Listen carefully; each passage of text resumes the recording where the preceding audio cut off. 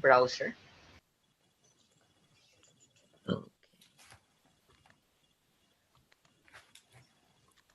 Okay. David and Rain are not. Should they be panelists as well? Oh, are they? Do I just need to admit them? Yeah, I'm admitting them now.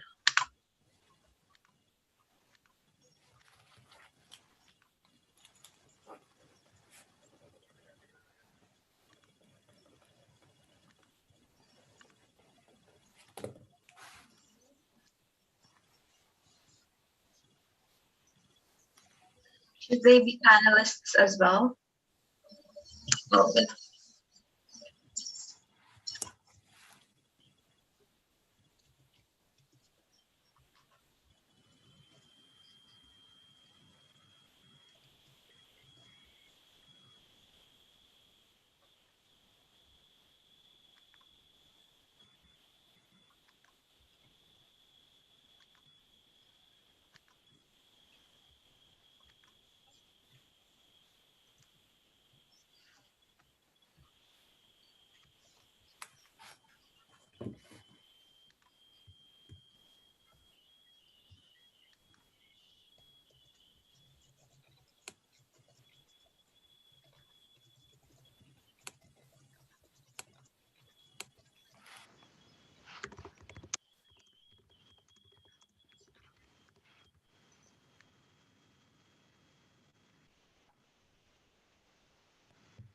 So can I start?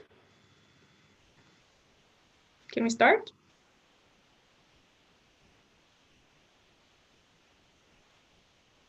Okay, thank you, Jamie. So I would like to welcome all panelists here today. My name is Marta. I'm going to be the facilitator for this panel. It means I'll ask you questions and everything. So I would like, I would like that when I ask you a question, if you feel that you like, for example, when you hear the answer of someone else's question, if you feel like you want to add something to the discussion, feel free to do so. We are trying to keep the conversation going and be as and swap as many ideas as possible. So yes, feel free to add as much insight as you want. I would now like for each speaker to introduce themselves very briefly, say where you're from, and anything that you like, really, just so that we all get to know each other. So Aryan, you could go first. Hello, everyone. I think I will be audible. So my name is Aryan, and I'm an undergrad student from Tata Institute of Social Sciences, pursuing bachelor's. And it's really nice to be a part of this panel discussion. And I'm really excited to let's just get started. Amazing. We're excited to have you here. Karen? Hi, everyone. I'm Karen. I'm based in Canada, and I volunteer with the Parvati Foundation. My background is in health, and my interest is in health, human health and environmental health. So this is really, really a great opportunity for me to be part of. Amazing. Stella? Hello. I'm here. Hi, guys. Hi, everyone. My name is Stella Nyambura Mbau. I'm from Nairobi, Kenya, and I have an interest in climate resilience. So this is also really good for me. Yeah, I think so. This will be exciting. Amazing. Good to have you here, Stella. David?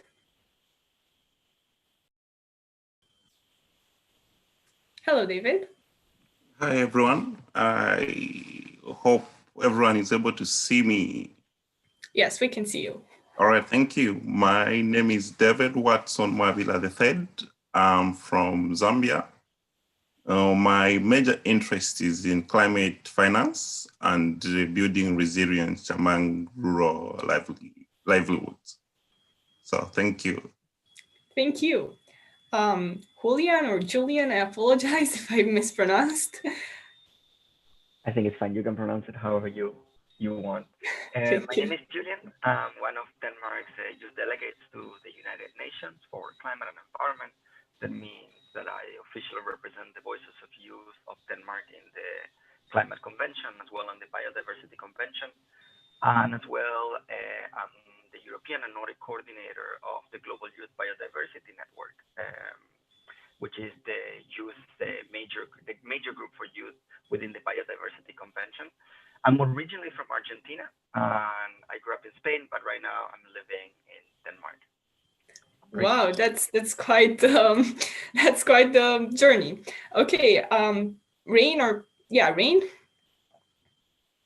Sorry, which Rain? Rain Patrick. All right, so hi, I'm Rain, a climate reality leader trained in July 2020, so just recently.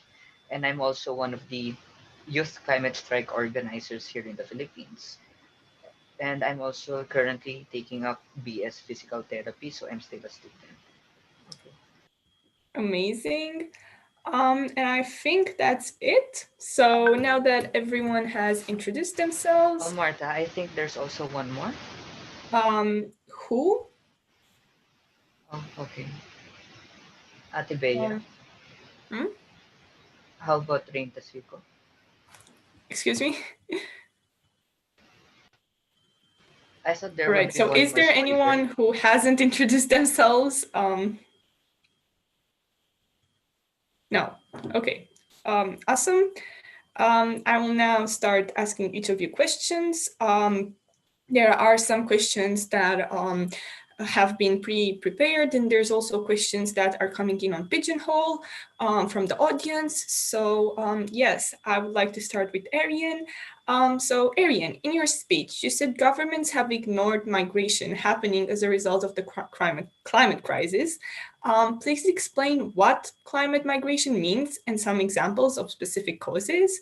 And to what extent do you think government inaction on these links to hostilities we often see towards refugees and migrants moving for other reasons? So climate migration is a very complex issue. Rather than being the sole factor, it is many times a push factor, because for people who have already been living in like poor economic conditions, they don't have enough resilience, they don't have the adaptive capacity, and they become vulnerable to climate-induced disasters. Now, this will be divided into two parts. One is the sudden events such as cyclones, floods, earthquakes, and then there are some things like desertification, rising temperatures, which affect their livelihood. Now, this has been affected by the government in the fact that they generally see this as a state sector issue. They think about only international migration, which is like migration happening across borders. And this prevents them to understand the internal migration which is happening within their country. They always think about protecting the state resources, and they ignore the whole concept, which has also led in the fact that there is no accepted definition when it comes to climate migrants in the international law. And this has resulted in a lack of statistics, lack of data regarding such a kind of migrants.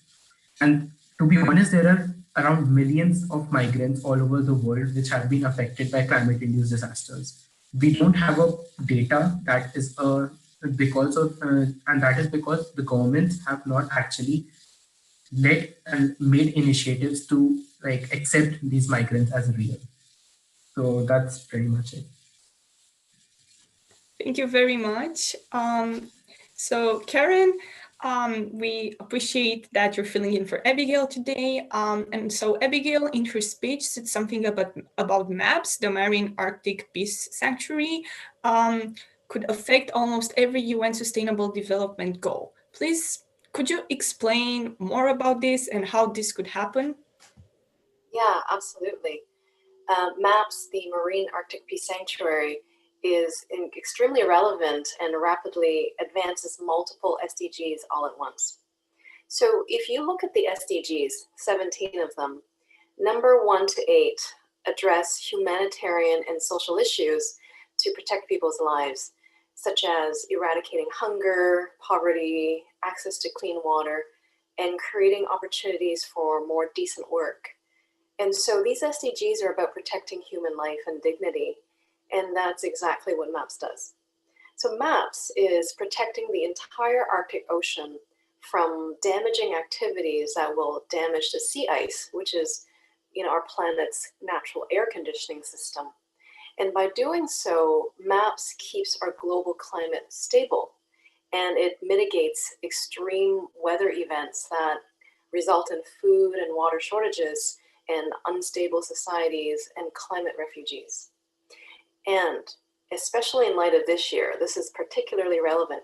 So MAPS protects the Arctic sea ice and also keeps the surrounding region cool, so it prevents the thawing of the Arctic permafrost, which is actually keeping bacteria, viruses from being released into the environment. And so it's protecting us from future pandemics. Now, furthermore, SDG 7 is about reliable access to sustainable energy, and MAPS prohibits Arctic oil and gas exploration. So it actually accelerates our shift to renewable energies. And if you look further down the list, SDG 11 to 15 is about promoting sustainability and ecological harmony to protect nature. And MAPS is the most direct and effective way to cool our overheated planet by protecting its own natural cooling system, which is the Arctic ice cap. And SDG 14 is about protecting oceans. MAPS is the largest marine protected area in the world, and it protects thousands of species that are unique to the Arctic Ocean. And finally, I think, yes, SDG 10, 16, and 17 are about promoting peace and partnership amongst nations.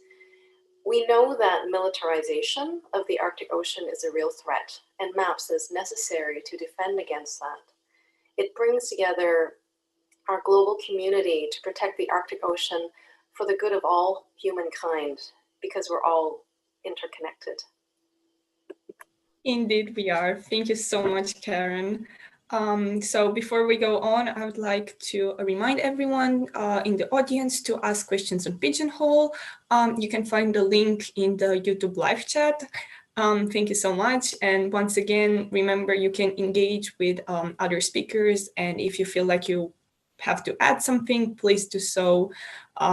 We're all here to discuss and to share our views. Thank you so much. So now, Stella, you suggested disaster management needing to be more participatory to include women and other underrepresented groups. What does a better process look like to you? I think you're referring to my recommendations. A better process would look like disaster risk governance. So I'll make reference to that, which is how different entities, public, private, individual, coordinate at different levels to reduce risk. So you can think of it as a participatory approach to risk reduction. There are some basics to good governance of anything, really. It must be participatory, transparent, equitable, inclusive. And to achieve this, this disaster risk governance, it should mirror, it should be representative of the people it serves. So women, the youth, and the other marginalized groups of people should be included, having the say in decision making. So in the public, private, individual entities, they should be represented, as well as in the different levels of coordination, national, subnational, regional, they should be represented. Also making reference to the most vulnerable people, which is usually these groups of people. Somehow ubiquitously, they're left out of conversations that would make the biggest difference to them. Anyway, when we talk about them and the need to adapt to increase their resilience, then this is exactly how you can definitely start here, having their needs heard, which hopefully then means their needs are addressed. The national adaptation plans make provision for the same participatory approach to be used. Yeah. All right, thank you so much, Stella, for your input. David, living in an affected area so badly by climate change, what do you think is the role of the developed nations, and how can they help countries like yours?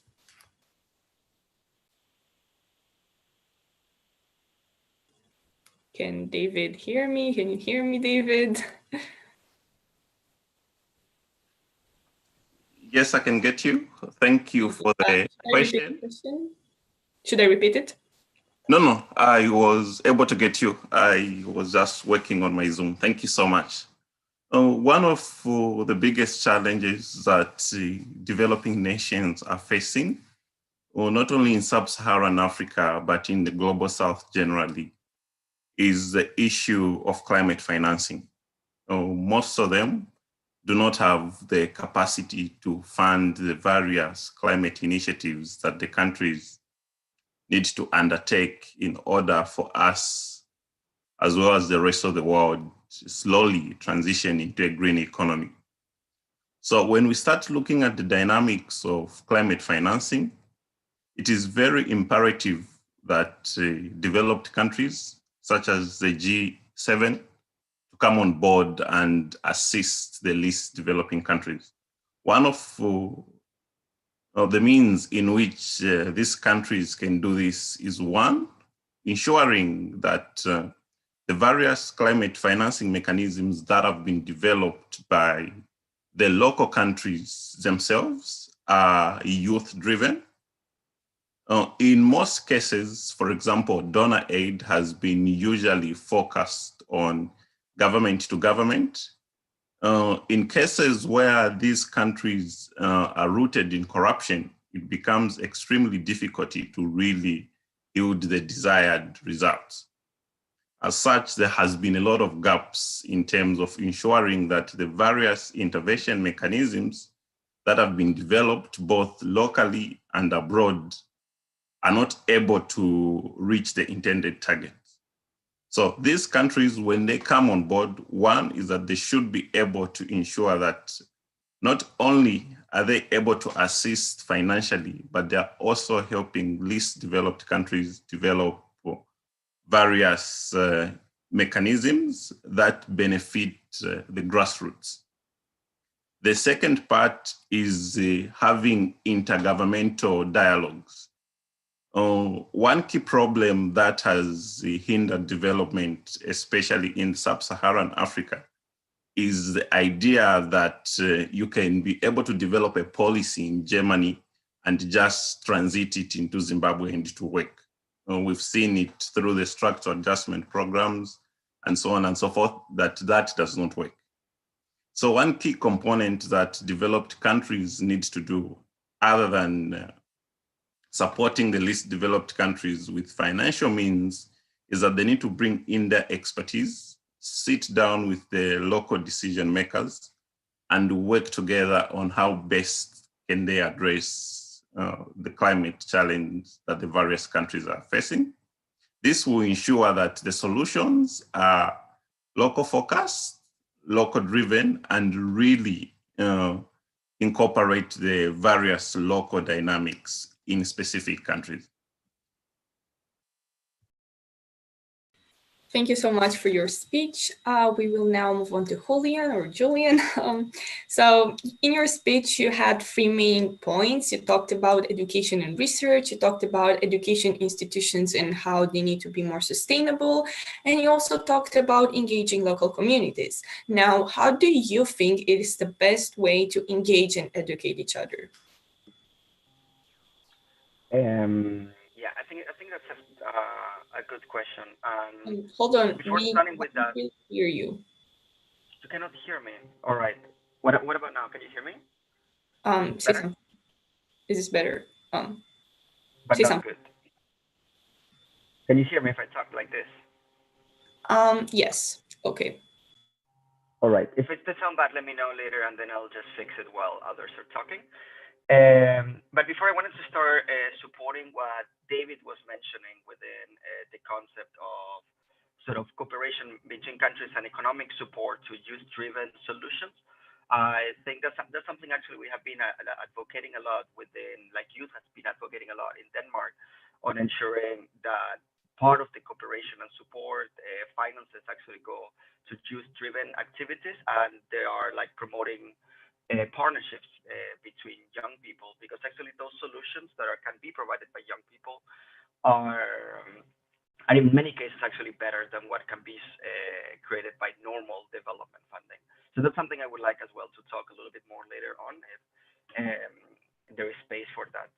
But you're asking how do we engage and educate each other better. I think the um, the the primary responsible on ensuring that people is well educated, that they know enough about the climate crisis, and then they engage democratically um, on these discussions is the governments. So that our school system should be providing these tools for young people to engage in the discussion and knowledge. But that's not necessarily the case. What is happening right now, and in the meanwhile, until that actually happens, we need to do it ourselves. And I think we are doing it at the grassroots level. I think like a lot of the youth-driven movements are educating our other young people, and they are sort of promoting that there is knowledge and they're promoting engagement. I think youth-driven civil society has had a very important role in this, and that's really important. And I think we need to keep doing that, but we also need to be smart in the way that we do it. We need to do it in an inclusive way. We need to do it in a way that we understand the diversity of the differences of contexts. We need to ensure that we engage and educate, reaching as far as possible, not only within maybe just people living in cities or the most privileged backgrounds. And we need to do it in a way that is also free of shame. Shaming other people doesn't usually help to get them into the fight, but we need to do it in a way that is constructive and ensure that more people come in. And while we do that, we need to keep fighting for ensuring that actually governments implement these knowledge and these tools within the education system, because we need to create long-term solutions where actually people are educated on climate change and as well are taught how they can engage within the democratic debate to make a difference in their society, and not only taught that if they turn off the light a little bit more at home, then that would be better for the planet, because that's not the only solution. Thank you so much, Julian. You have made some wonderful points in your speech. Rain is not right now here. He said he will come back. Hello. No, not you, the other Rain. And so we will go back to Aryan. So Aryan, what do you think about what Julian said? I think it's really important, what Julian said. This is because even when it comes to climate migration, there's a lack of research. There's a lack of understanding the point of view from the side of vulnerable communities. Often, what happens is that the research focuses on the solutions made by the Western society, or mostly from the global north, and they undermine this local solution, which are actually much more effective. And education is important because it should focus on different backgrounds, and it should focus on it should not focus on just a common solution produced by global north, but it should it should implicate different solutions for different sections of society. So I really think what Julian said is really important and should be brought about in climate education especially.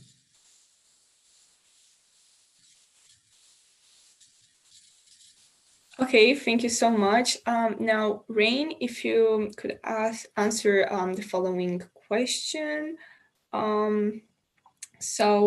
At the start of your video, you talked about some corporations historically reframing the discussion about the climate crisis to encourage less meaningful actions. How can we make sure the same doesn't happen again? All right, so before answering that question, I would give a little background for those who were not able to attend the talk. So, big corporations have the money or resources to mislead the public by employing their own team of scientists and researchers that will produce biased documents that will be in favor of the company. And they also often use fallacies when arguing. One example is the fallacy of false dilemma, wherein you are either in favor of maintaining livelihoods or in favor of renewable energy. But in reality, both can coexist.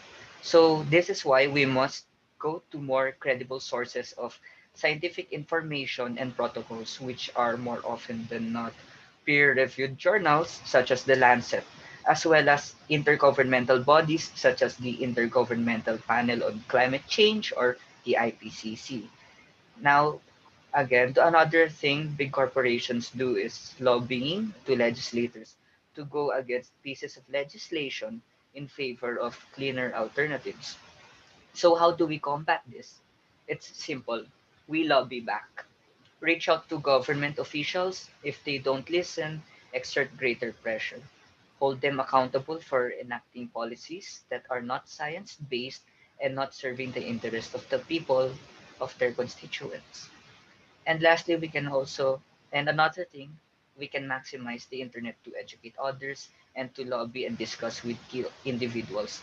We can use the internet to reach out to more youth and build a stronger, urgent collective climate action. And lastly, to emphasize, since the corporations are reframing the discussion, we must also reframe it in our own lens, in our own perspective. So we need to reframe the climate crisis as not just a scientific problem, rather a human rights issue. And talking about the human rights, the Philippine Commission on Human Rights is in the final process of the national inquiry on climate change to see how we can hold big corporations legally and morally liable for contributing to the climate crisis, which can violate or threaten human rights. So these are just some of the things we can do to combat the misinformation corporations are employing. Thank you. Thank you so much. Karen, do you have anything to add to that? No, I think Rain really hit the nail on the head in the sense that as youth we don't necessarily have the same resources as big corporations, but social media has really become a level ground for youth to really assert their voice, and in a way that's quite democratic. So I think that's a really good point, and I think I think it really reflects what the sort of movements have been about that we've seen, in recent months and years. Okay, thank you so much. So Stella, you explained the need for coastal and agricultural adaptations, particularly in some of the areas worst affected by climate change. How can those in less affected areas, such as many richer countries in the global north, understand these issues better? So how can we in the global north empathize with people in the global south? Yeah, I'm going to start with, it's a Swahili saying, but you'll understand as I go along. Ukimwona mwenzako amenyolewa, wewe tia chako maji. So I remember something that Dr. Lucy Jones said. It's sort of paraphrasing the same thing. So we don't have to suffer directly ourselves to be empowered to act, quote unquote. It's good to understand that this is global, which means it's probably a matter of time before the climate events, the risks, or all of these stuff that's unfolding come knocking on your door. If it hasn't happened already, it's on its way. I'd also say activism helps. I think Karen mentioned it's very raw, it's very present, persistent, and firm. Activists, mostly the youth, have changed the landscape quite a lot. Not only by creating awareness, but also by communicating how climate change is already unfolding. And this is very important when people see and feel how others are suffering. There's others who are using their agency to take big corporations and countries even to court, which is very inspiring. So I'd say activists have a chance of getting across to these people. I'd also say empathy, which again is something close to something Julian mentioned. I'll lean into something Maya Angelou said again about being human, that these people, their actions, their thoughts are human, and therefore we should be able to relate. We should be able to see ourselves in them, including climate deniers, sadly. I believe empathy would allow us to put ourselves in their shoes. And I feel if we were able to do that, we'd start to maybe understand what they don't understand. The point is some common ground and work from there. Now, if we were talking about a case where a big corp was setting up a coal plant, I'd say, yeah, go after them. So what I mean referring to empathy is it requires some situational awareness on our part to know who we're talking to, what opinions are they predisposed to, and what are the implications of their actions, because it would be wiser to go for big fish. It's not that we have that much time to put ourselves in everybody's shoes anyway. Yeah, so I think activism, empathy. Thank you so much. That was a wonderful speech. Karen and then Aryan, if you would also like to add something, so because I've seen you wrote something in the chat, so please. Yeah, I really resonated with what Stella was saying. And your question, Martha, about like how do we reconcile sometimes maybe different perspectives between the global north and the global south. And you know, at our organization, Poverty Foundation, we don't really, we don't operate along those divisions or those lines because our, kind of our guiding principle is the whole world, all of life is interconnected. So what happens in the Arctic Ocean, you could be in India or you could be in Asia or Africa, and you might say, well, that's really far away from where I am. But the truth is, what happens in the Arctic Ocean is affecting all other parts of the world, whether it's extreme flooding, droughts, water stress, like all of these things are real issues everywhere. So I think we have to really sort of step back and say, are we really making decisions that are for the benefit of all? And that's really the fundamental principle what MAPS is about. It's about interconnection of all life. So I just, like I said, really wanted to add that to this conversation. Thank you so much. And Aryan, if you also have anything to add. I'll again say what I think Rain said, that this issue is seen, like the climate activists see this issue as a humanitarian issue, which is, I think, one of the most important things.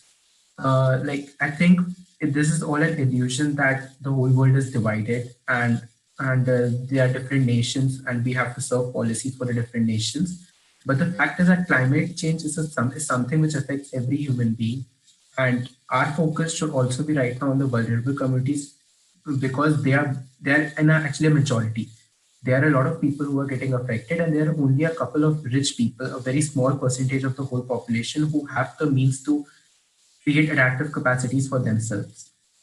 Hence, we must form our solutions in a way which are meant for all, but right now are focused on the vulnerable communities who are at the forefront of the change.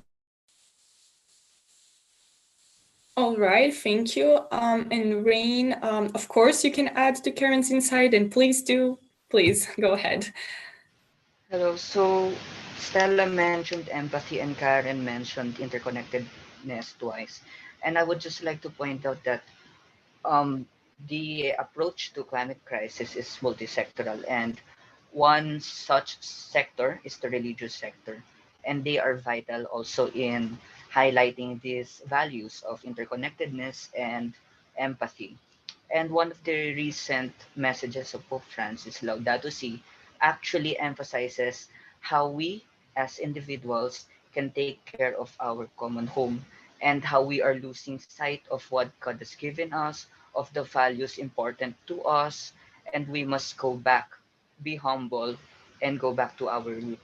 So even those who are not preaching any religion, you also have a role, even if you don't have, if you are not that engaged or that frequently going to any of the traditions you're engaging in.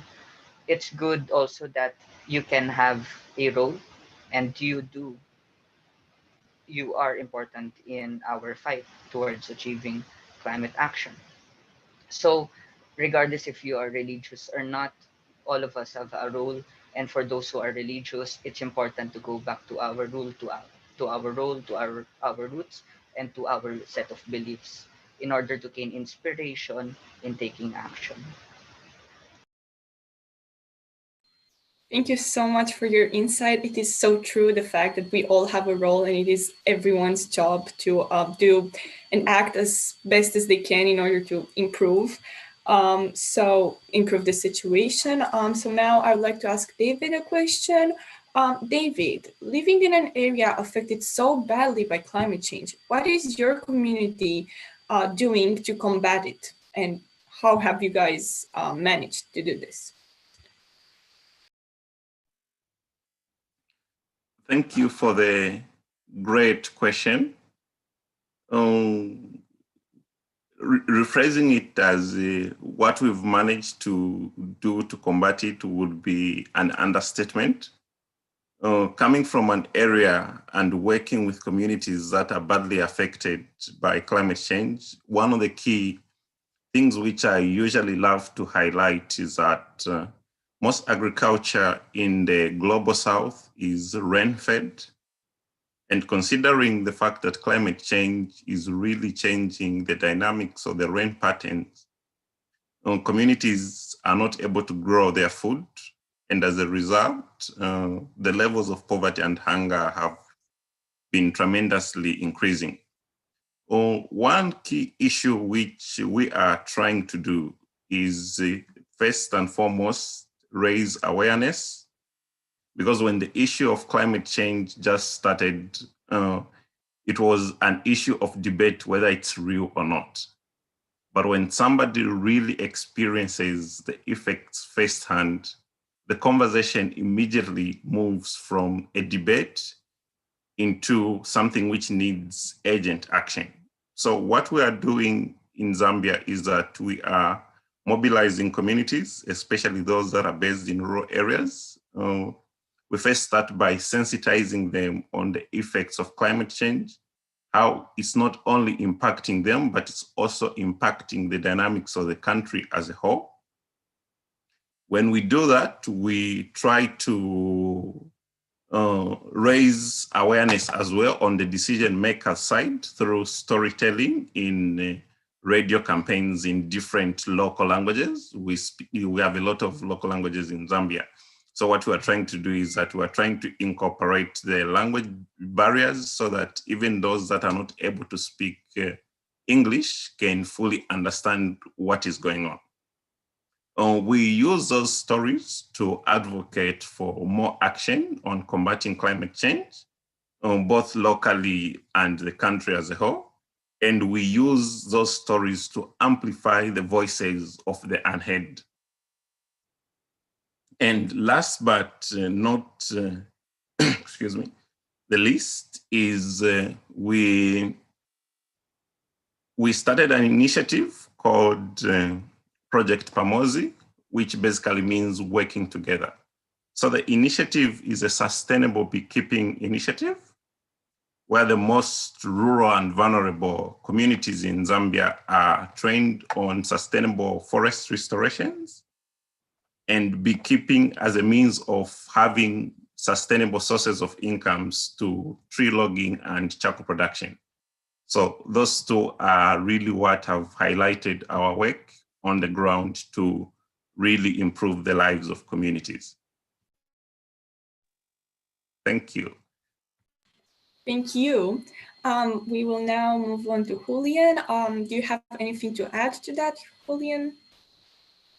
I think what you mentioned, David, is really important on the way of how we can engage those communities that are already seeing the effects of climate change. I mean, there are many that are talking, well, climate change is the thing that is going to happen in the future, but in reality, it's a problem that is happening in the present and it's affecting people very differently, and unfortunately, it's affecting some people much more than other people.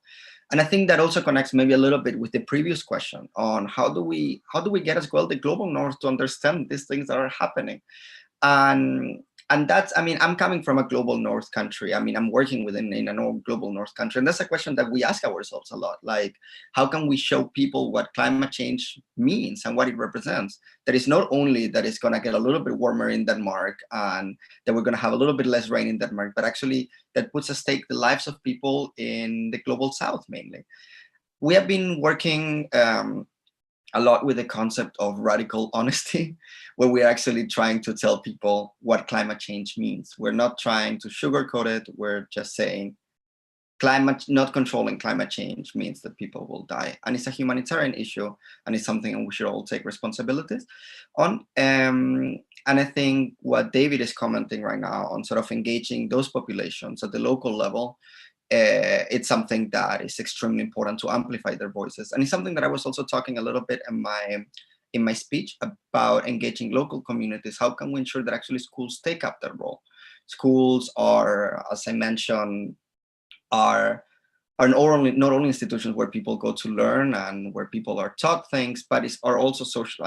They play an important community role that other institutions do not really play.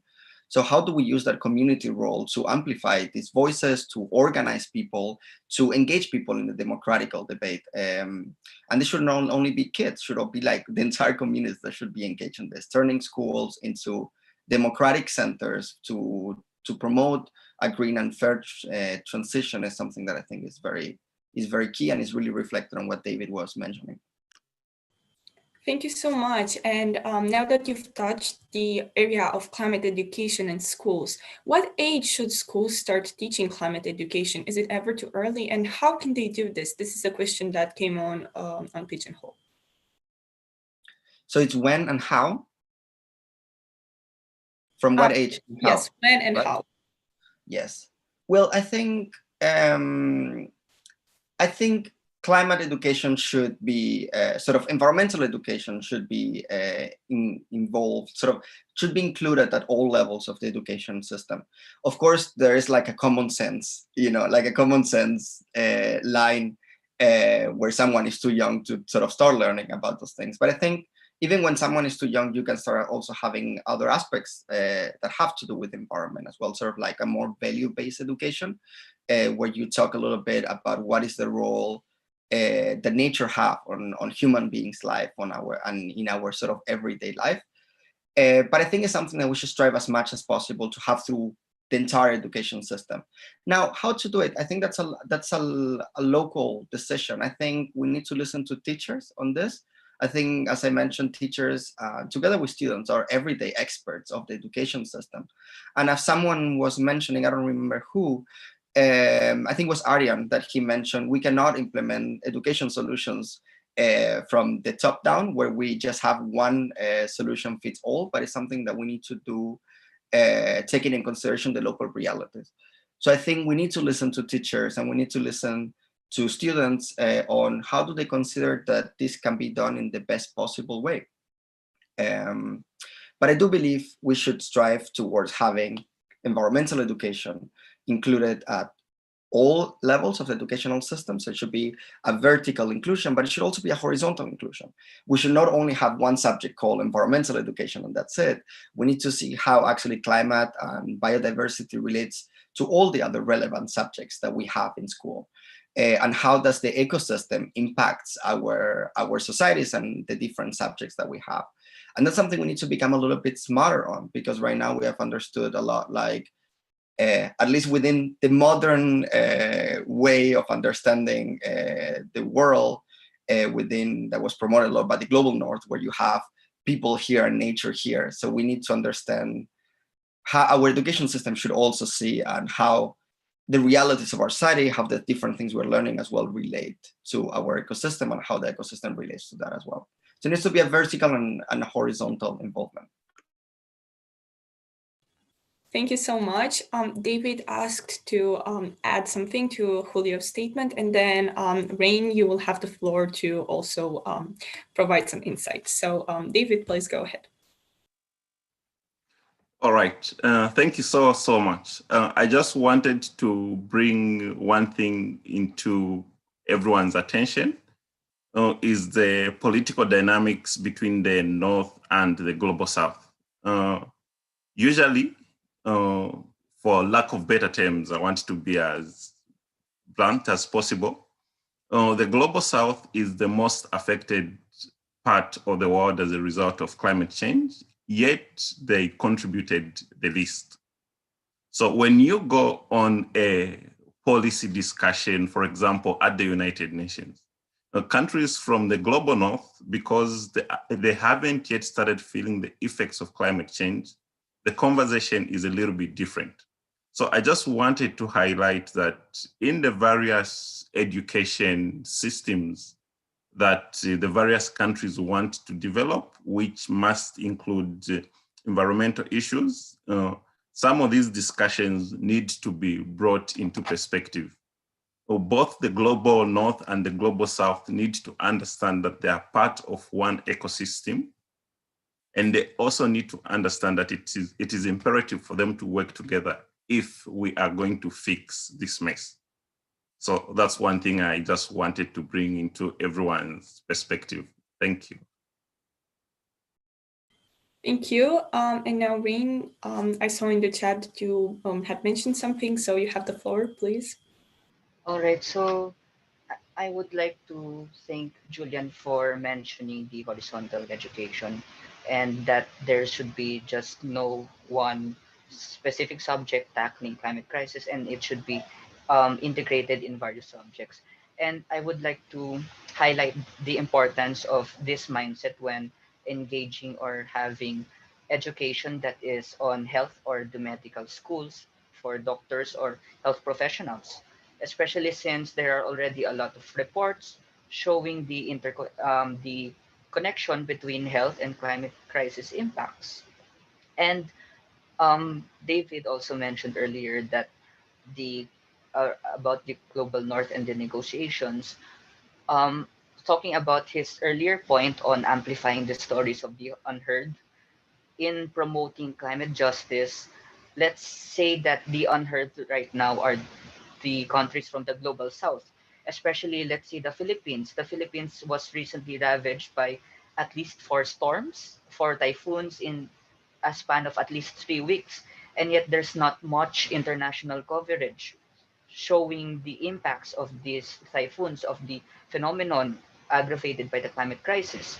Now, we are developing countries, and we are, as stated by David, contributing less than developed countries to the climate crisis, and yet we are hit hard and we are more vulnerable to various impacts. And this can actually now be a call to the global north countries, to the leadership, to the incoming COP26 presidency of the Great Britain, that we, of the United Kingdom, that we must have a voice, that our concerns must be amplified at an international fora, so that our struggles as a people, our struggles in the country are highlighted, and that they will have a imperative to act upon it, to provide social equity in addressing the climate crisis. Thank you. And so I believe you also mentioned this in your speech, but of course, our mental health is affected as well.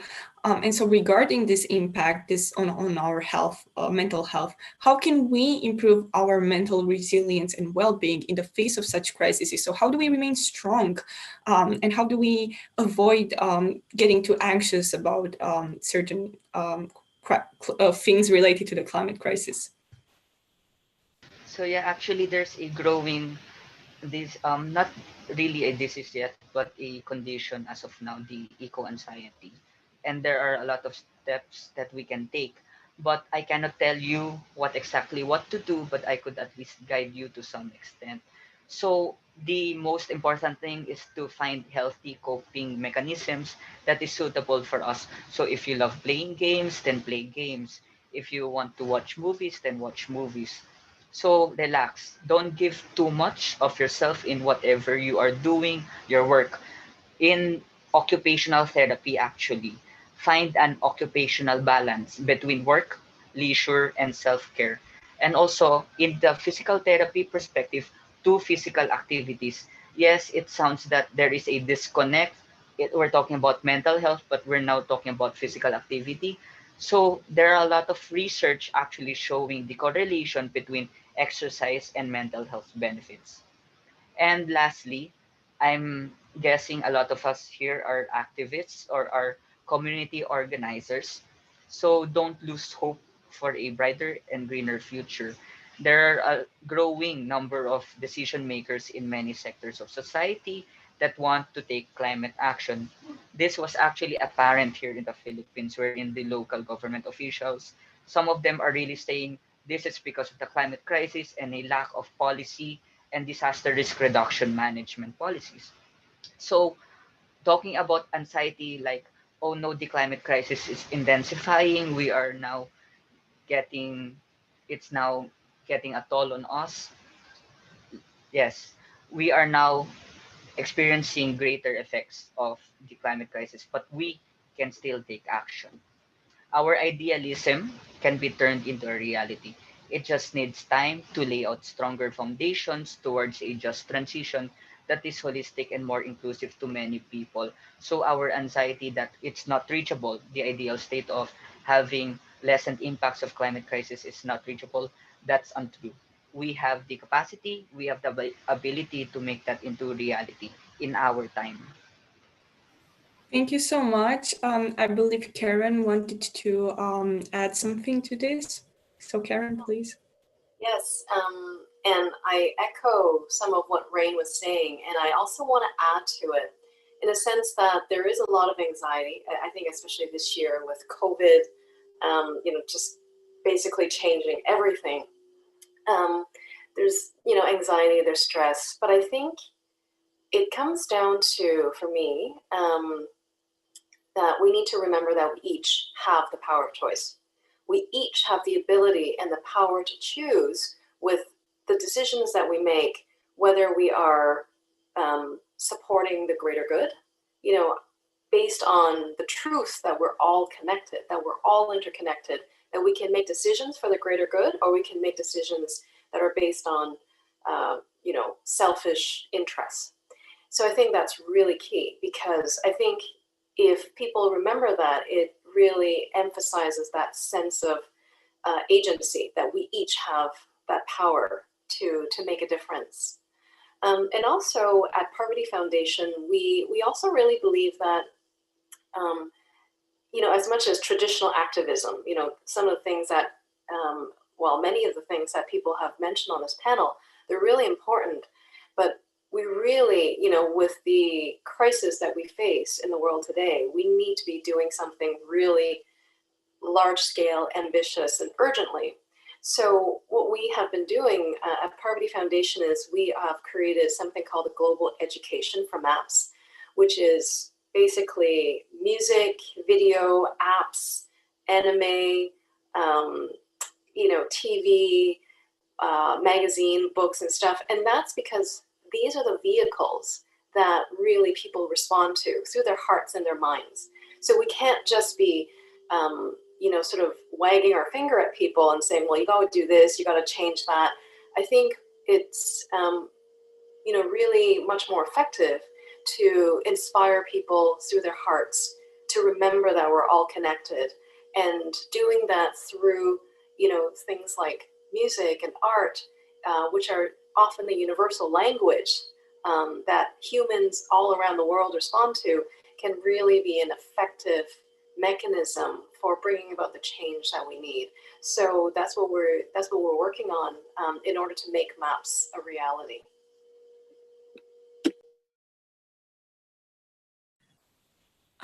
Amazing. Thank you so much. So now, Aryan, in your speech, you talked about illegal mining happening in some parts of India. Please, could you expand a little bit more on this? Explain to us how this is happening and the impact it has, and how it's affecting climate change and our planet. So illegal mining is happening almost in a lot of parts of India, especially the central and the coastal regions. And the biggest impact which it is leading to is the process of desertification, which does not, the impacts of desertification do not limit itself to India, but also spread to other countries, especially to Pakistan and to Bangladesh side. Desertification is covering more than, I think, a quarter of India. And since the population of South Asia is still on the rise, so this will be impacted by two things. First, the people will be migrating to the urban centers, which will increase the pressure on the resources of the land, such as water and such as even land for living. And another thing, it is resulting in the displacement of tribal and vulnerable communities. For example, according to a report, 87,000 Indians have been displaced in the span of 40 years, and 1 out of 6 Indians of those are belonging to the tribal or the vulnerable communities. And this is not being done by just the private companies. Even the laws produced by the Indian government are like pushing the tribals away from their own land where they are used to live. And this is a process which has been happening since the colonial periods. Moreover, it is not just the mining of the minerals, but also such as sand mining or maybe removing the land for agriculture purposes. So there are a variety of reasons, and this is actually resulting in a multitude of problems. And again, the vulnerable communities or the minority sections, these are the ones who are impacted the most. Thank you so much. And also remembering the statement, let us try to remember the statement, everything we do affects all life. This is something that Abigail mentioned in her speech. So Karen, what do you think Abigail meant by this, and how can you link it to the mining that Aryan was talking about? Yeah, so I would totally agree with Abigail's statement. And you know, the way I think about it is every decision I make, whether it involves what clothing I purchase, whether I drive or I walk, or who I vote for, all of these so-called personal decisions have a ripple effect in the larger society. So for example, if I choose to support a fair trade business, it has impacts on the supply chain and the workers who are employed by that business. Or if I choose to support an organization that's protecting the environment, it might help to encourage other people to do the same and ultimately restore natural resources for our generation and for those to come.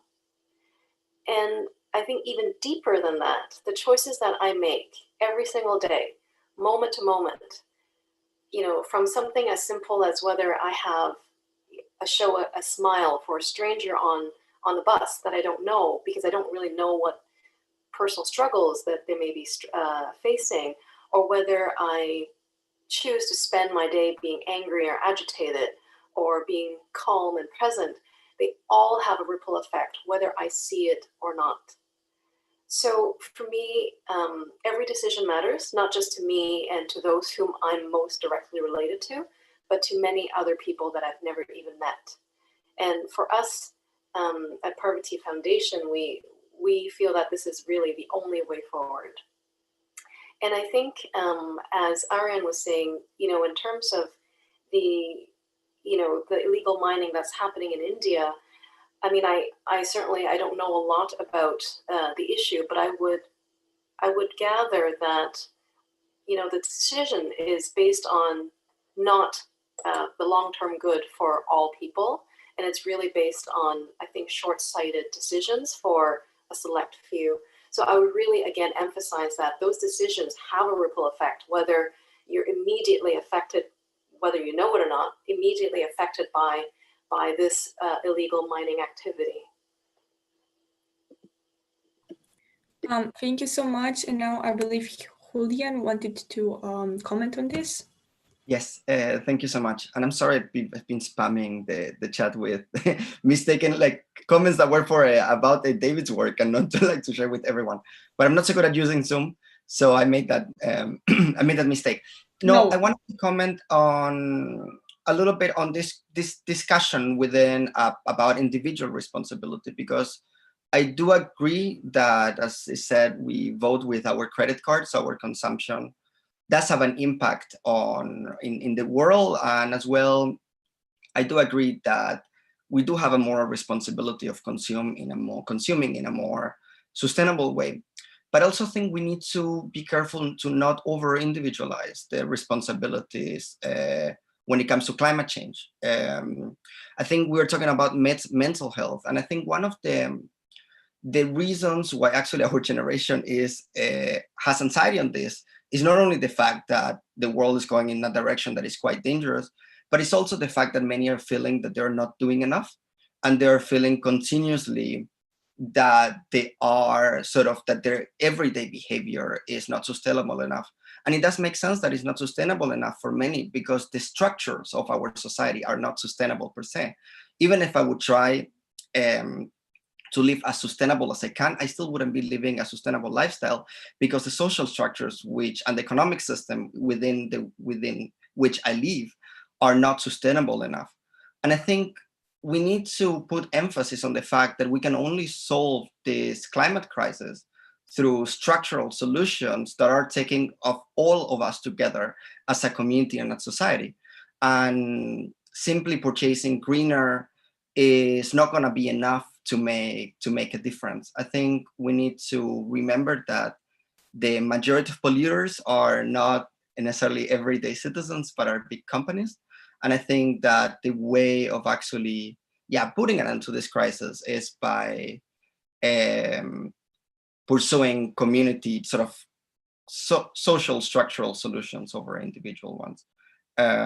Otherwise, we risk to put too much pressure on individuals and forget about the bigger picture. Thank you so much. I believe Rain wanted to also provide insight on this. So you have the floor, Rain. Actually, that's one of the framing big corporations want. It's the fault of the consumers. It's the fault of those who are taking individual action. They are the cause behind the climate crisis. And as what Julian said, it puts the pressure on us. So that's why we need to emphasize the need of restructuring the system. Let's see, for example, there are people who are engaging in veganism, but the current setup in their community does not allow veganism to thrive without having you, as a consumer, give much resources, so it's expensive. So that's why people who are engaging in veganism do doubt do doubt themselves that they are engaging in veganism, but they don't have the capacity, and now they are suffering from mental illness, that they are not doing enough. They are further contributing to the climate crisis, when in fact the root of the problem is systemic, and that's what we need to address, the systemic issues. Thank you so much. Stella, would it be okay to ask you a question from Pigeonhole right now? Or, yeah, okay. So how do rural dwellers manage mental health issues associated with climate change loss and damages? And how can they, solve those mental health issues? So rural people living in rural areas.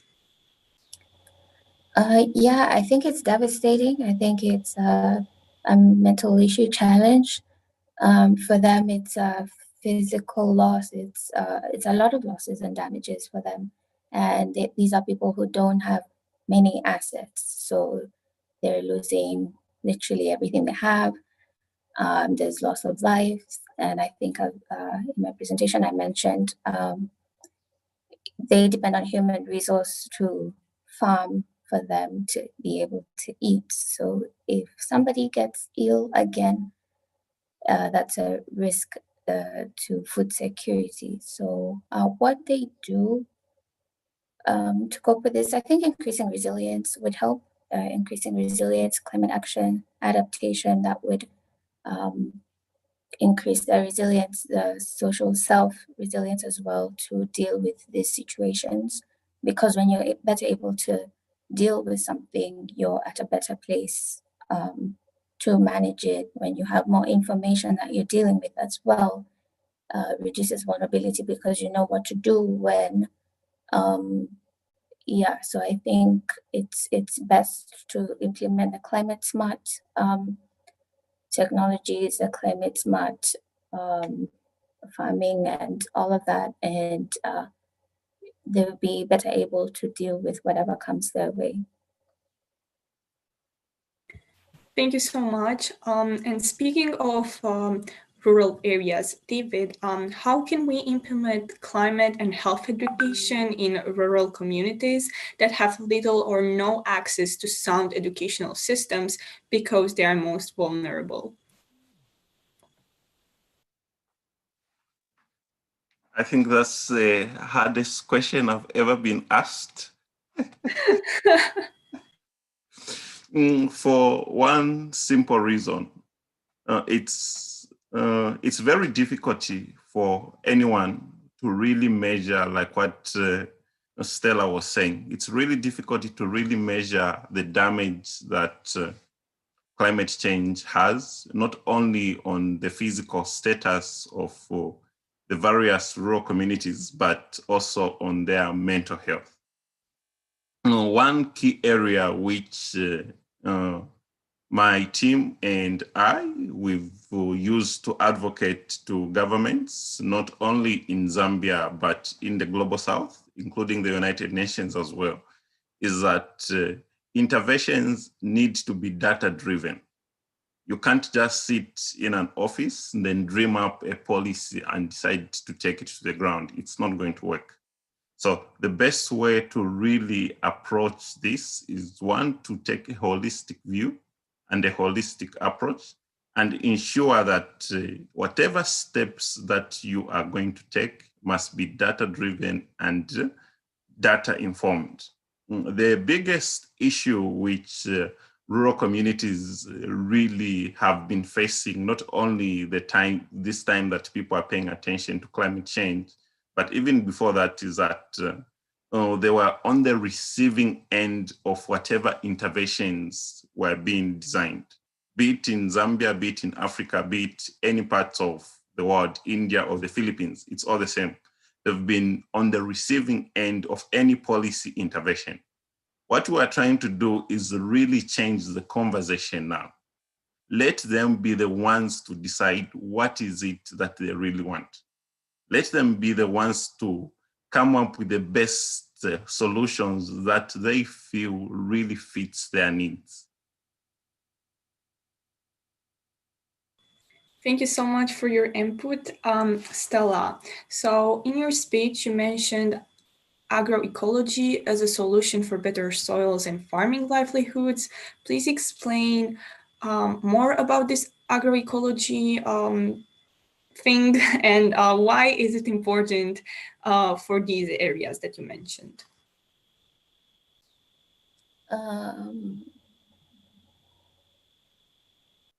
So agriculture and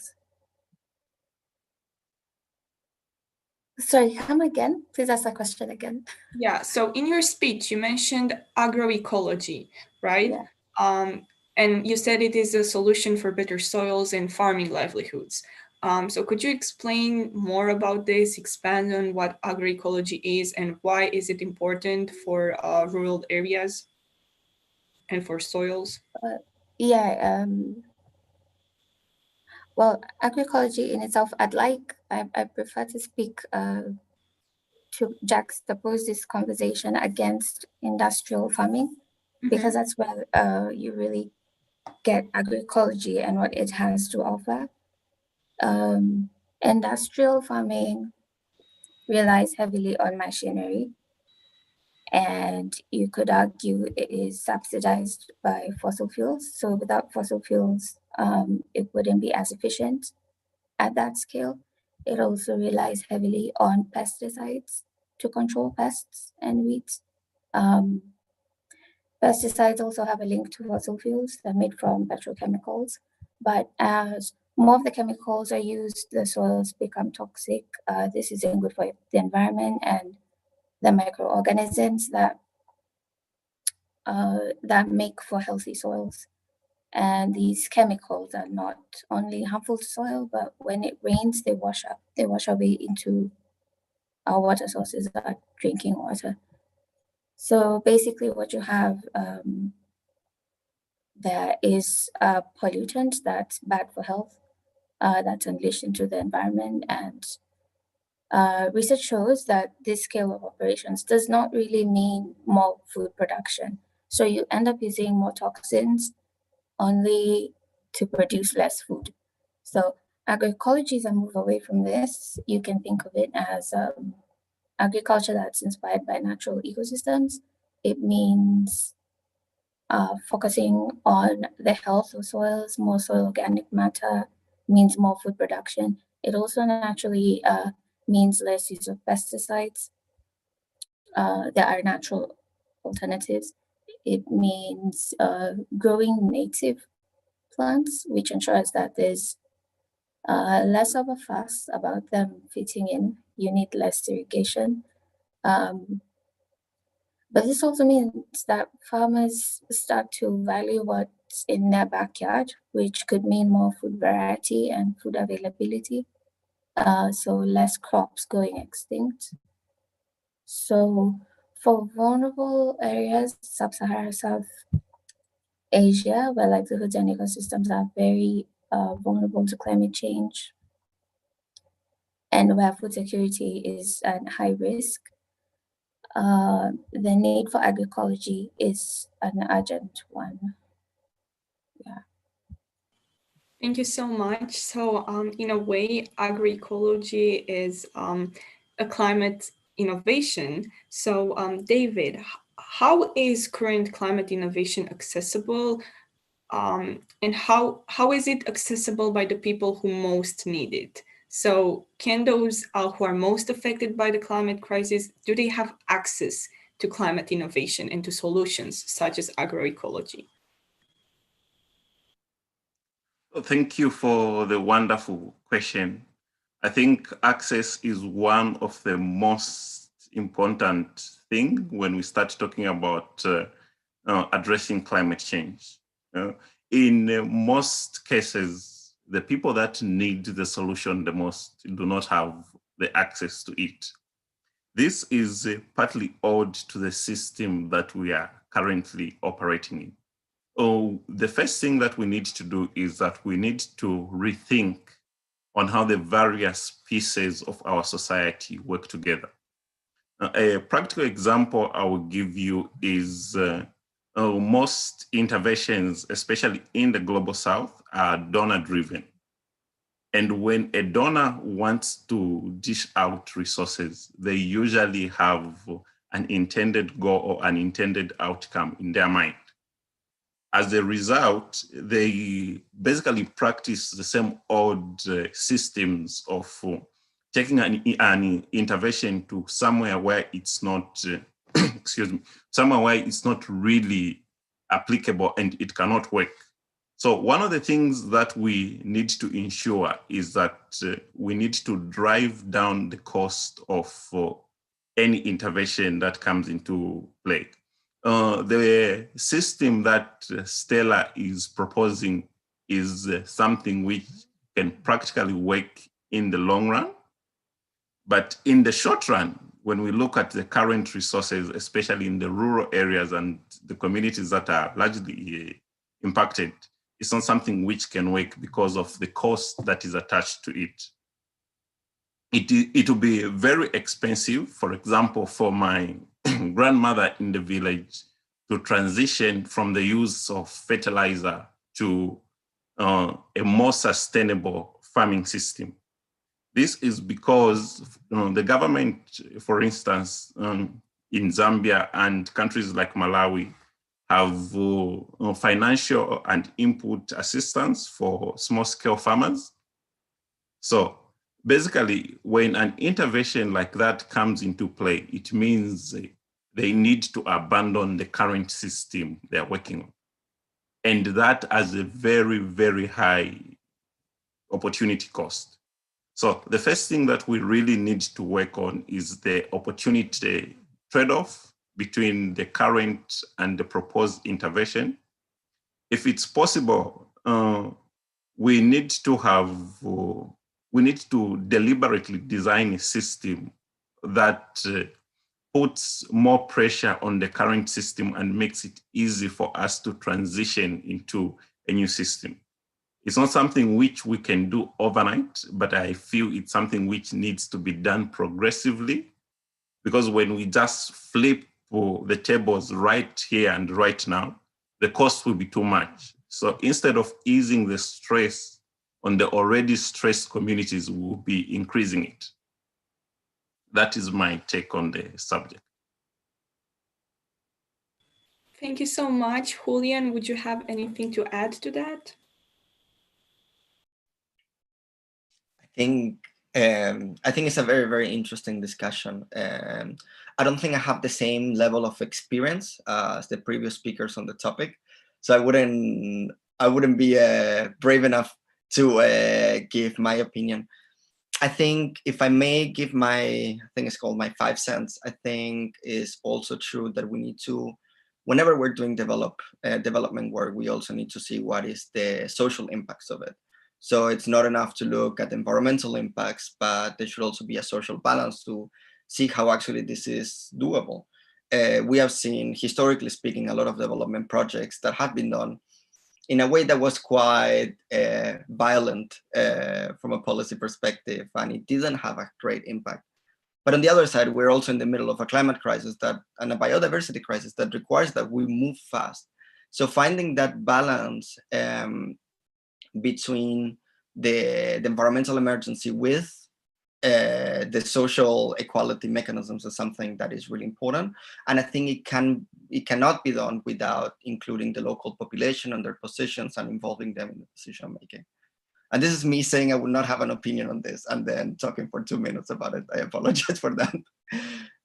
No problem. We're here to discuss and to swap insight and everything. So thank you for your contribution. Now, Rain, in your speech, you mentioned the links between higher carbon dioxide emissions and poorer nutrition. Now, what are the causes of this, and what does a better food system look like to you?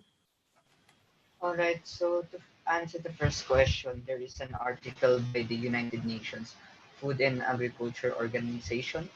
It says that plants become less nutritious when grown at higher concentrations of CO2 because they absorb less water and nutrients.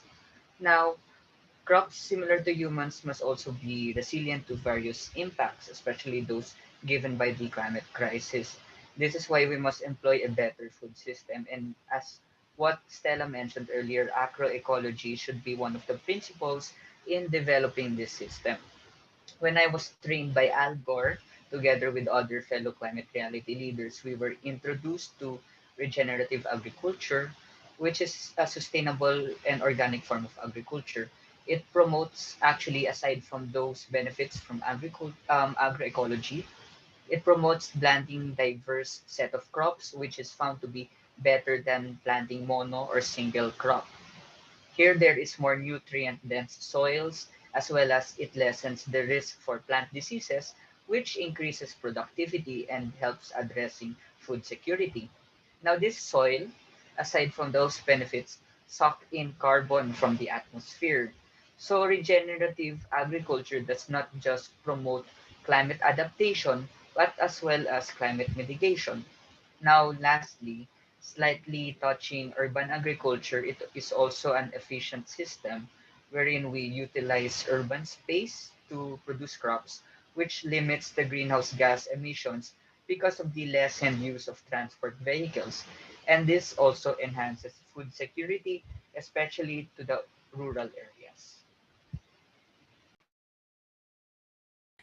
Thank you so much. Now, Karen, we have a question on pigeonhole. So this person said that they heard that soils hold a lot of carbon, and they asked what should countries be doing to manage their soils to tackle the climate crisis? Wow, that's a question that I don't know I can do justice to, but I'll share what my thoughts are. So our project, our initiative MAPS, does not directly impact the soils in a sense that our focus is on protecting the Arctic Ocean. Now, I mean, having said that, of course, if we protect the Arctic Ocean and the sea ice, it basically keeps that area, that region cool, and it does have secondary effects in keeping the permafrost from thawing. And what I can say is that the permafrost, the Arctic permafrost, holds CO2 for sure, but definitely in the form of methane. So I think most of us have heard something about methane being a greenhouse gas that's 80 times more potent than CO2. So it's like a ticking time bomb. And if we allow the permafrost to thaw, it's going to release, you know, catastrophic levels of methane into our atmosphere. That's, you know, that really is a bit of a nightmare situation. So I also wanted to point out, you know, in terms of the question about carbon, so our research has shown that by protecting the Arctic Ocean from oil and gas exploration, for example, so not allowing that carbon to come out of the Arctic seabed, we're actually preventing 148 trillion kilograms of CO2. That's a really big number from being released into the atmosphere. So I think we need to look at how, you know, significant these sources of carbon are and what it can mean to prevent those from being released simply by protecting the Arctic Ocean. So that's my answer to that question. Thank you so much for your insight. Now, Aryan, you mentioned the patriarchal culture, trafficking, and discrimination of certain minority religious groups being exacerbated because of the climate crisis. Now, could you please explain a little bit more what you meant by this? And in your mind, are there any solutions that would help tackle these intersecting issues? So yes, like I said, vulnerable communities are the ones who are facing the effect of climate change the most. Let's talk about the patriarchal culture. So in many South Asian communities, women are seen as someone who we shouldn't take care of much because eventually they will go to some other family, as in the form of like they will become part of some other family when they get married. And hence we don't have to take responsibility for that. So when a climate disaster strikes, let's say a cyclone or a flood, so people, in order to reduce the responsibility on their own family, they try to get their daughters who are not even of the legal age, they try to get them married so that their burden will be reduced. And hence this results in child marriage and other forms of domestic violence. Another thing, let's say trafficking. So when a climate disaster strikes, people lose their livelihoods and they are in search for jobs. But since there are individuals who target them, who influence them, they give them promises that you will be given employment, you have to just come with me to a certain place. And hence they are victims for trafficking. Women are usually trafficked into jobs such as sex slaves or even as forced labor. And this happens like almost all over India. There are specific destinations. Now coming on to things like caste problems or even race problems. So, and this is not just in India, this is even happening in the most developed countries such as even United States. I read an article about in the New York Times which said that the colored people who are living in the New York, the urban spaces, those have been developed those have been less developed as compared to the places where the whites have been living since some previous times. And hence the colored people are more vulnerable to the effects of climate change there. Similar things happen in other countries also. The development which happens in the places where the minorities live is not as well as the as development which happens in the places where the upper section is living. And hence this makes them vulnerable.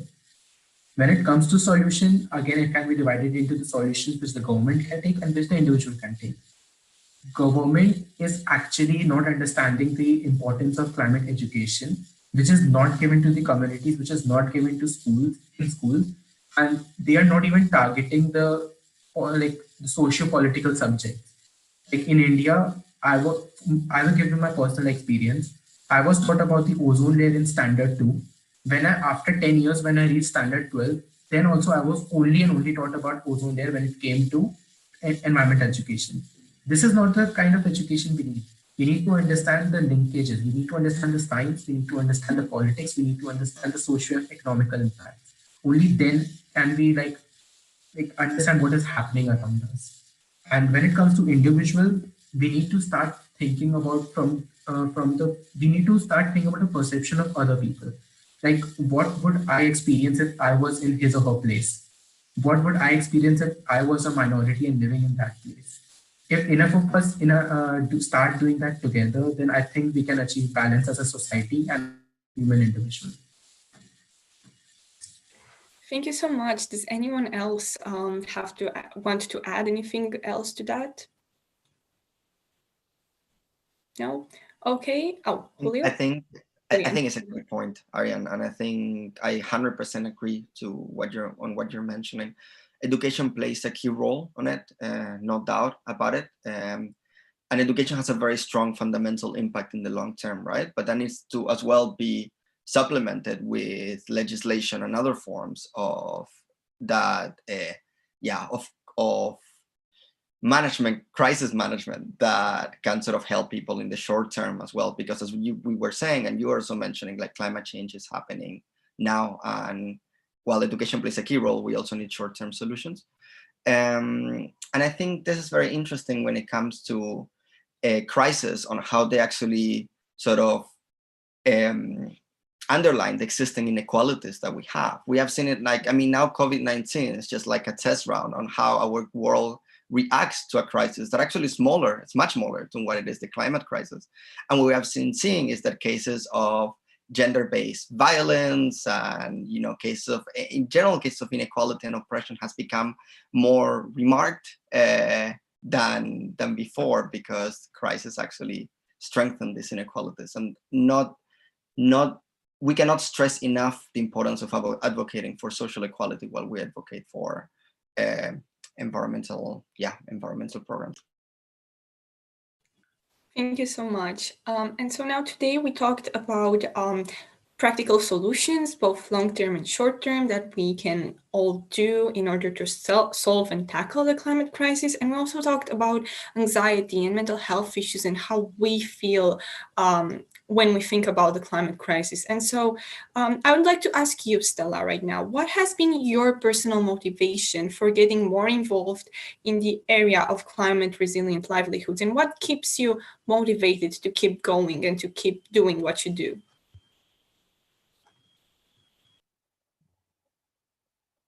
I think research for me has been a motivation.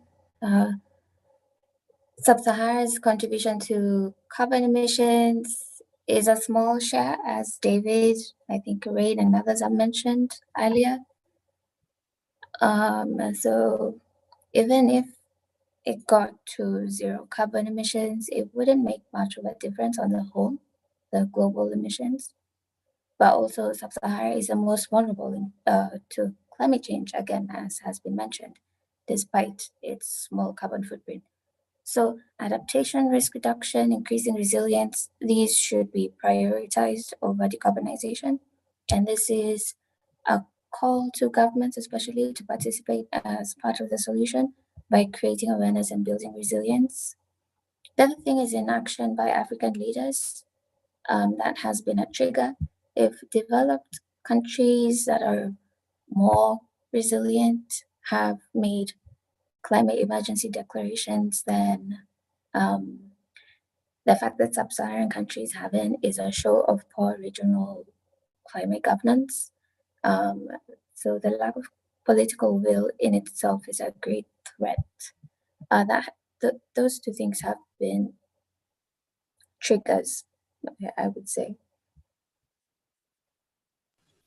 Thank you so much. Now, David, again, amidst this all of this anxiety, all of those mental health issues that come with the climate crisis, what gives you hope and what gives you motivation to keep going? And to keep advocating for this? There is one old Russian proverb which I like. It basically says, hope is the last to die. So the thing that really gives me hope is opportunities like COP25, where we have various people from all across the globe coming together, to discuss and debate key issues like this. It brings into perspective, and it makes me to realize that the problems that we are facing are not country specific. they are global problems. And in order for us to tackle them, we will require global solutions and global collaborative efforts. And if young people like us can come together, both as the panelists and the people that are watching on the live YouTube channel can come together and say, okay, this is something that we are all going to take action on. This is something that we're going to address. I think, to me, that's a signal of hope that things will get better. It might not be in our lifetime, but we will definitely put up a good roadmap for those that are coming after us. Thank you so much. Now, Julian, anything else to add to that? I don't know if what moves me forward keeps me going is hope, but I think it's more the feeling and the knowledge that we don't really have any other solution. I mean, we cannot, independently of whether we're hopeful or not, like, we need to keep taking this fight because it's so important. It's threatening our societies at a very, very deep level. Sometimes I might feel more hopeful. Sometimes I might feel a little bit less. But then the responsibility of keep fighting and keep working on this, that never becomes less, because this is probably the most important fight we have had as human beings in our time on Earth.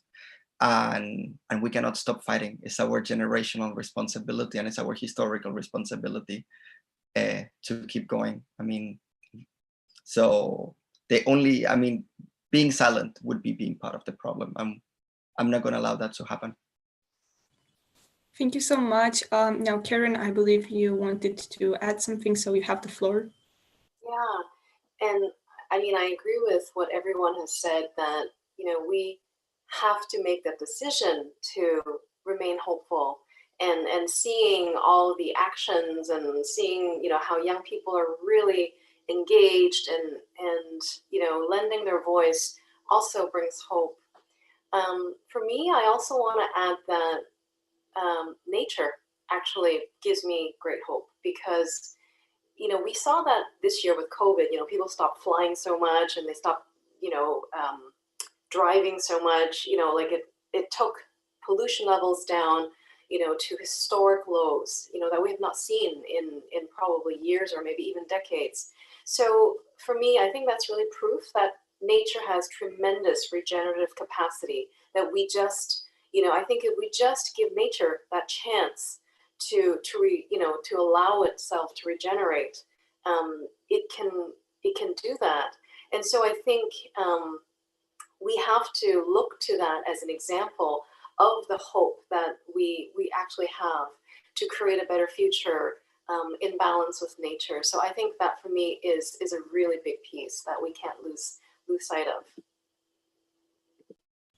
Thank you so much.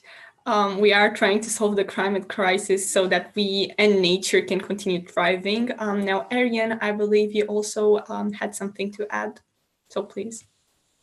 Yeah, so like I heard all of you talk, and like there are different things which motivate each of us.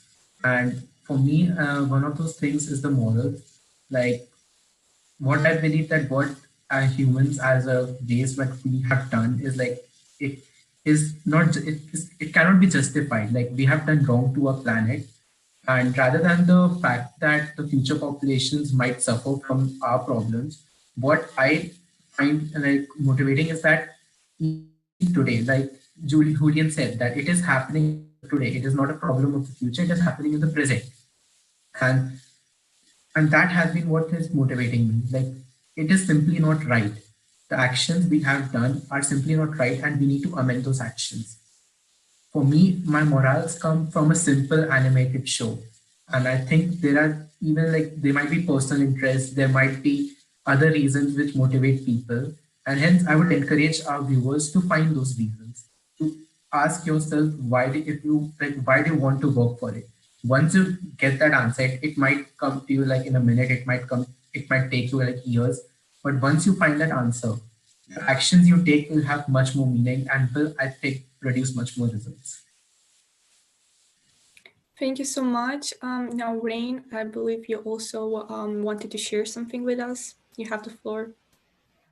So I'm going to share the motivators and those that give me hope.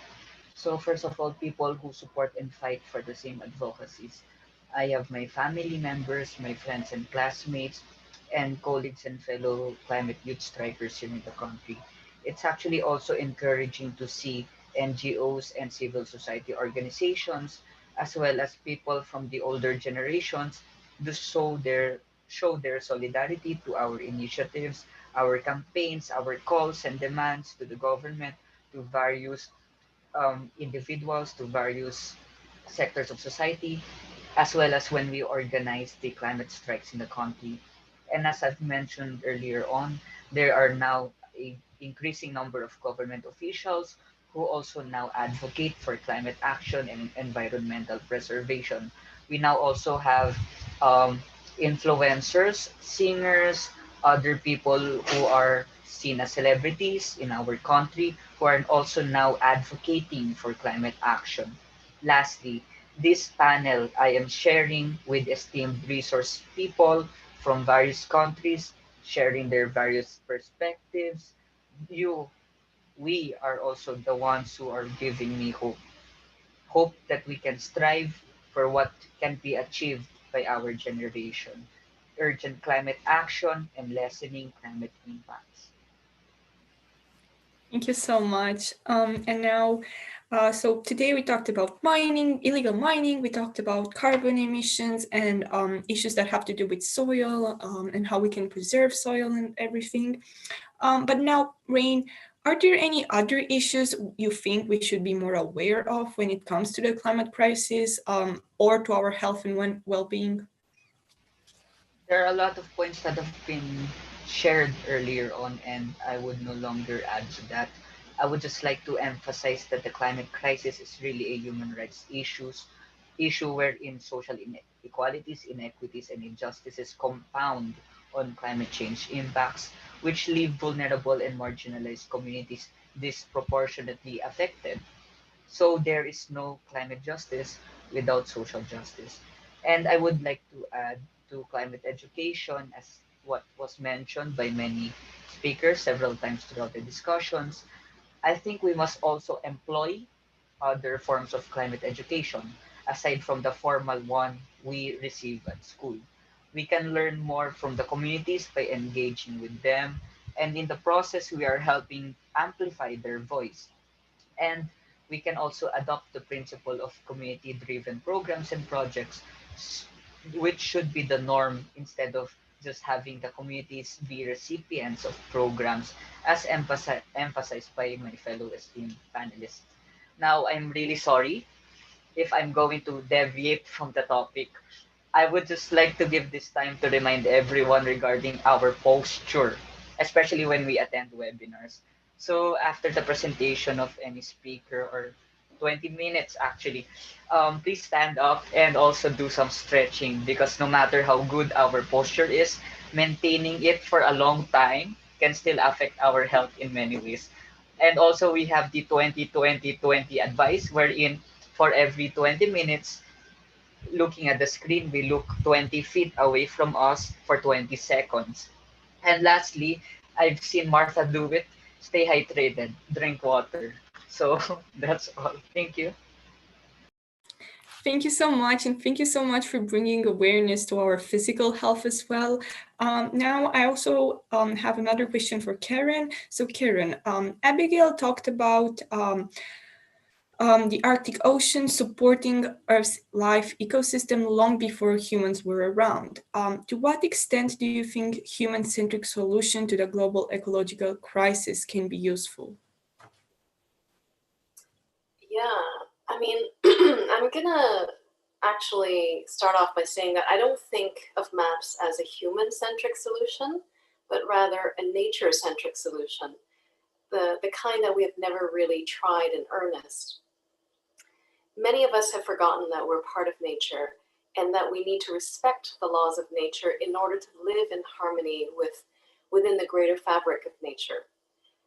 You know, we cannot continue to consume resources blindly at a cost to other species or at a cost to other human lives. And we cannot continue to make decisions that are based on greed and short-term gain at the expense of long-term good. We have been overly human-centric, and that's been the problem. MAPS brings together the global community to protect the Arctic Ocean, not only for the sake of human lives, but for the sake of all life. So it's a win-win for all life, and it affirms the truth that we are and have always been connected with nature.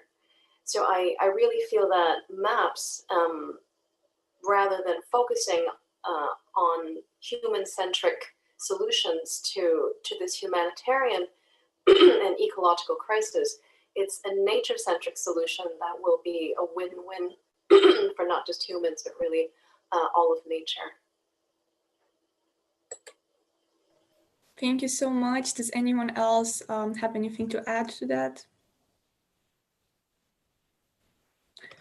I would like to comment on it if it's possible. I want to fully agree with what Karen mentions on this. And I think it's really important that she's bringing up the concept of nature on this discussion, because we need to remember that the current environmental crisis is not only a climate crisis, we're also in the middle of a biodiversity crisis. And that crisis is at least as important as the climate crisis. It just hasn't gotten maybe as much attention.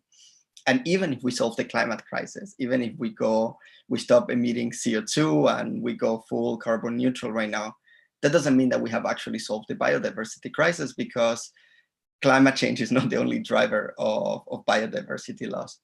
And biodiversity loss has a huge impact as well on human lives and food security and on our medicines and many other things.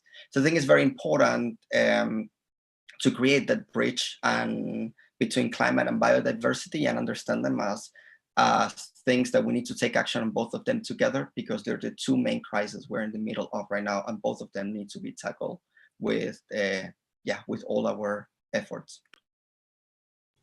Thank you so much. Now I saw that David had unmuted his mic earlier. David, would you have anything else to say, or? Oh, thank you. I just wanted to echo one thing out that Karen had said. I think for too long we have focused on human-centered solutions, and they're the reasons why we're in this mess in the first place. I think I just want to agree with her that the approach is supposed to be a nature-centered solution. We need to see humans not being as the leaders, but as part of an ecosystem that needs to be restored. Thank you so much. I definitely agree with this point. Nature should be our center and really our motivation for continuing fighting this climate crisis. And so, yes, thank you everyone for the wonderful speeches that you made today and the wonderful points that you brought to the floor and everything. Thank you so much. Now, if anyone else wants to add anything else, please do so. All right, so seeing that no one else really has anything else to say, I would like to, again, thank you everyone for your input today, your views. It was definitely a fruitful and effective and amazing discussion, really. And so I think we will we will end this panel here today, and we would like to remind delegates that their high-level statements are due tonight at 11 p.m. GMT, so please do not forget to send in your high-level statements. And yeah, thank you so much, and we are looking forward to the caucuses happening next week and to the panel tomorrow. Thank you. Thank you so much. Thanks, everyone. Thank you, everyone. Thank you. Can we contact each other after this panel discussion to share more insights and hopefully build more initiatives? Yes, please connect, communicate. Thank you.